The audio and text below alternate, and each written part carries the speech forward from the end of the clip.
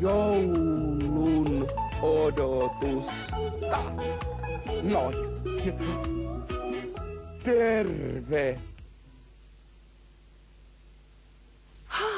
Että Rusina vaan.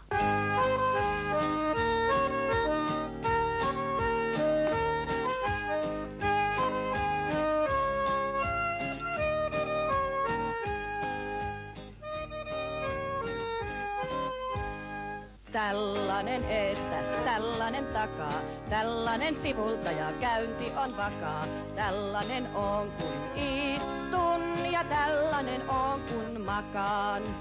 Tutustuit juuri Rusinaan.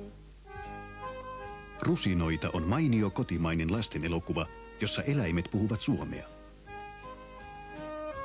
Rusinaneiti Evonen, Marjatta Rinne. Kanaelluna on Ansa Ikonen. Ensin oli kana ja sitten oli muna. Vai oliko se toisinpäin? Kaupunkilaisrotta Teemu Terävänä, Aimo Veeman. Hämähäkki Reginana on Tuulikki Mäkinen. Tulipalo! Ja hiirenä Jari Jalonen. Tulipalo! Kaupunkilaisrotta lähtee rotan myrkytystä karkuun maalle. Tallissa hän tapaa eläimet, joilta hän saa lämpimän vastaanoton. Koko joukko kohtaa arvaamattomia kommelluksia. Näissä seikkailuissa eläinten keskinäinen ystävyys tiivistyy.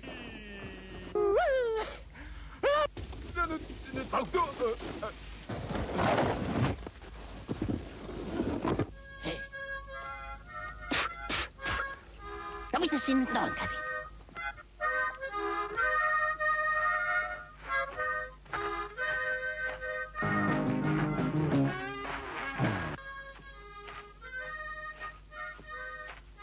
Rusinoita ilmestyy videolla marraskuussa.